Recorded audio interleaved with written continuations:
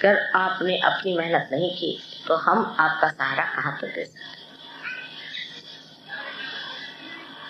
मुझे कभी कभी बड़ा डर लगता है कि एक साधारण सा मनुष्य जो कि शूद्र सा है, जो कि एकदम से आप समझ सकते हैं कि एकदम शूद्र है, उसी को खोपड़ी बिठा लेते हैं और फिर मुझसे आर्ग्यू भी करते हैं कि नहीं ये आदमी ठीक है। ये कितनी दुखदायी बात है। मुझे आश्चर्य भी होता है और दुख भी लगता है कि कब ये लोग अपनी संवेदना को बढ़ाएंगे। तो आज इस विशेष दिन पर हमें अपने शिव जी को साक्षी रख के कहना है कि हम अपने अंदर इस शक्ति को पूरी तरह से ऐसे संभालेंगे कि हम शक्तिशाली हो जाए। रोज ध्यान करेंगे, रोज मेहनत करेंगे।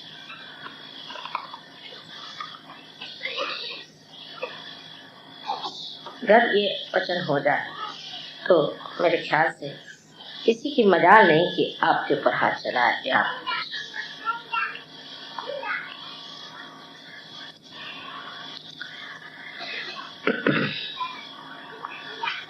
हमारे अंदर जो दोष है वो कोई इतने बड़े नहीं, लेकिन सबसे बड़ा हमारे अंदर जो दोष है वो है इच्छा। जब तक हमारे अंदर शुद्ध इच्छा परमात्मा को पाने की तीव्र न हो जाए तब तक कोई भी नहीं काम करता। हम कुछ भी कहें सब बेकार है, हम कुछ भी बोले सब बेकार है। सिर्फ तीव्र इच्छा होनी चाहिए और आदमी को इस तरह से कहना चाहिए कि ये मेरा कर्म नहीं है, ये मेरा जीवन नहीं है, ये मेरा ब्रीद नहीं है, पर एकमेव लक्ष्य ही मेरा ये, और मेरे लिए कुछ नहीं, मैं एकमेव सिवाय आत्मा के सिवाय और मैं कुछ नहीं। ऐसा अपने अंदर आप लोग विचार बांध। मैं जहाँ तक समझा सकती हूँ मैंने आपको समझाया। आशा है आप लोग इसको समझने की पूरी कोशिश करें।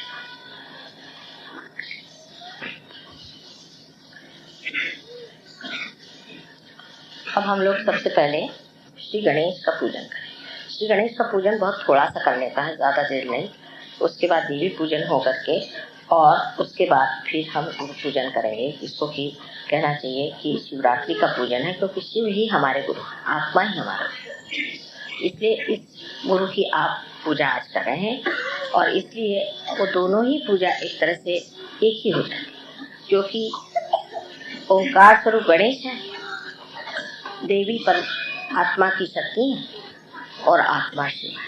इस तरह से तीनों चीज एकाकार है। आज का दिन बहुत ही शुभ है। आशा है शुभ मुहूर्त पे शुरू हुआ है और आपके अंदर भी सब कुछ शुभ करेगा। शिव जी के पूजन में सभी चीज गर्म इस्तेमाल होती है अधिकतर, और उसके बाद ठंडाई दी जाती है। वजह यह है कि शिव जो है वो हिम से भी ज्यादा ठंडे हैं और उनको गर्म रखने के लिए उनको सब तरह की गर्म चीजें दी जाती है। हम लोग गर्म हैं, इसलिए हमें ठंडे करने की चीजें लेनी पड़ती है। और जो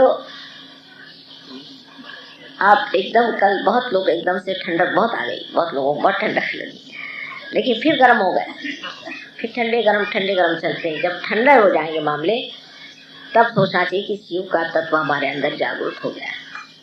तो आपको गर्म लेने की जरूरत नहीं है कि आप कोई कहने लगा कि शिव जी जो तो भंग पीते तो हम पियेंगे, आप कोई शिव जी नहीं, तो फिर आप धतूरा भी खाइए और वो नहीं होता तो जहर भी पी के दिखाइए, क्योंकि शिव जी ये काम करते थे इसलिए हम भी करेंगे। ये जो लोग कहते हैं उनको पहले देखना चाहिए आप क्या शिव जी हैं? आप क्या हलाहल पी सकते हैं क्या? नहीं पी सकते। जब वो नहीं हो सकता है तो फिर उनके साथ मुकाबला करने में क्या अर्थ है? इतना ही हो सकता है कि उनके चरणों में हम शरणागत हो सकते हैं और यही होना चाहिए। कोई चीज ठंडी ले ली और उसके बाद आपने गर्म चीज ले ली तो बदन पे शीत, वो जो शीत है जिसे आर्टिकेरिया कहते हैं, इस तरह की जितनी एलर्जीज हैं ये शिव जी के दोष हैं। और उसमें आपका इलाज है, आप गेरू बदन पे लगाएं या चाहे आप थोड़ा गेरू घिस के लिए, जिसको एलर्जीज होती हैं उसको सबको गेरू घिस के लगाएं। गेरू घिस के बदन पे लगा ले या उसे खा भी सकते। 7 मरतबा उसको अगर घिसा जाए और घिस करके चंदन के जैसे और उसे खाया जाए तो आपकी एलर्जी ठीक हो जाती है, क्योंकि फिर वो गेरू गर्म होता है, कैल्शियम है, वही भस्म है। भस्म भी जो है वो व्यवस्थित रूप से बनाया गया हो, किसी हवन में से निकाला गया हो, तो उसको भी अगर आप इस्तेमाल करें तो आपकी एलर्जी ठीक हो जाएगी। इस वक्त माँ को भी इसलिए चढ़ाया जाता है शिव जी को, क्योंकि उनके अंदर भी इतनी शीत है कि बाहर की गर्मी से हो सकता है कि उनके ऊपर एलर्जीज आ जाए और उनके बदन में उस तरह की चीजें न हो जाए, इसलिए उनको गर्म रखा जाता है। एलर्जी तो नहीं होती है, लेकिन अगर पूरी तरह से गेरू और भस्म नहीं रखा जाए तो हमारे तक हमने देखा कि हमारे पैर में एकदम से आर्टिकेरिया हो जाता है, यानी उसकी ज़रूरत होती है। उस वक्त टेम्परेचर बहुत लो होता है, इसलिए गेरू की ज़रूरत होती है, गेरू और भस्म की ज़रूरत होती है। ये नए लोगों में होता है, पुराने लोग नहीं करेंगे कभी। अब सब लोग आके जम जाएंगे, जैसे अब हम अंदर गए सब लोग लाइन से खड़े हो गए। ये चीज़ दिल्ली में ही होती है, ये भी बताओ, मैं कहीं और नहीं माने नहीं,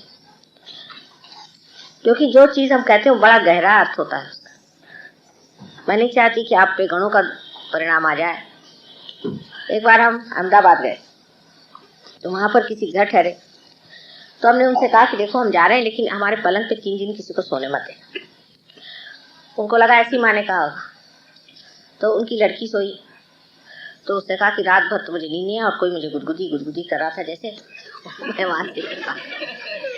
दूसरे दिन उनकी नौकरानी सोई, तो उस नौकरानी पे एकदम से ऊपर से ऐसा लगा जैसे कि उसके ऊपर कोई चीज़ आके गिर गई सर।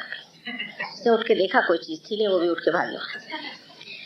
तीसरे दिन फिर उन्होंने क्षमा मांगी कि माँ हमने गलती कर दी, हमको नहीं करना। गणों का हाथ बड़ा खराब होता है, ऐसा हाथ मारते, चपट्टा मारते, मैं ध्यान देती रहती हूँ हर तरह। उनको सब हमारा प्रोटोकॉल मालूम है, कहाँ तक जाना है कहाँ तक। अब पट से बीच में आप लोग पैर छू लेते, पट से फिर रास्ते में खड़े हो गए, माँ ये बात है, ऐसे नहीं करने। एक नियमबद्ध तरीकों से चलना है। देखिए आप अब विराट के शरीर में जा गए, अब विराट को ही परवाह, वो आपको सब देख रहा है, अपनी बात लेकर के रोना नहीं। माँ देखो मेरे ऐसे हो रहा है, मेरे बाप कैसा हो रहा है, मेरे माँ कैसा हो रहा है, मेरे भाई कैसा हो रहा है, मेरे घर कैसा। जिसने ये बातें शुरू कर दी उसको तकलीफ ही होने वाली।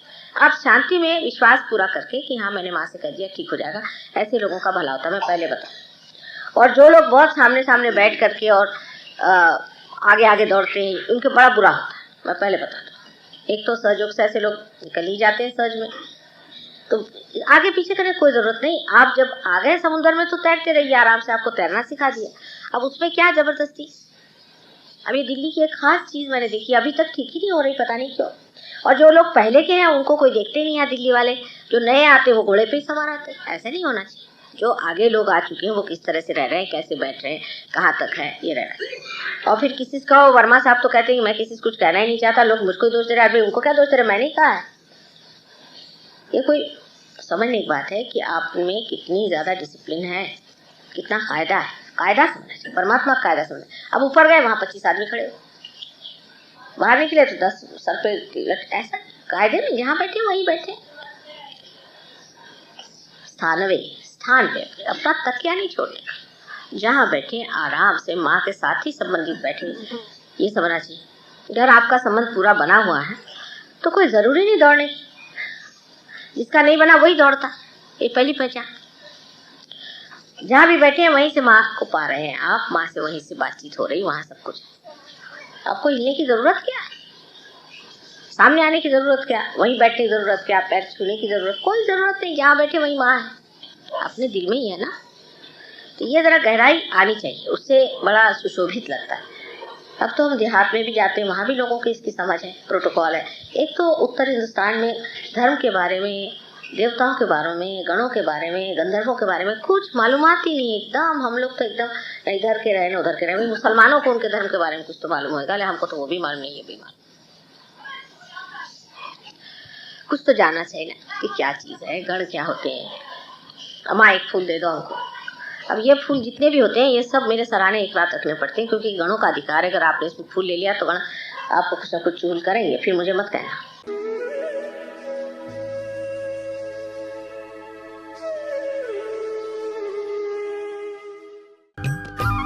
सब्सक्राइब कीजिए कुंडलनी जागरण को और प्रेस कीजिए बेल आइकन को, जिससे कि आपको मिल सके हमारी लेटेस्ट वीडियो सबसे पहले।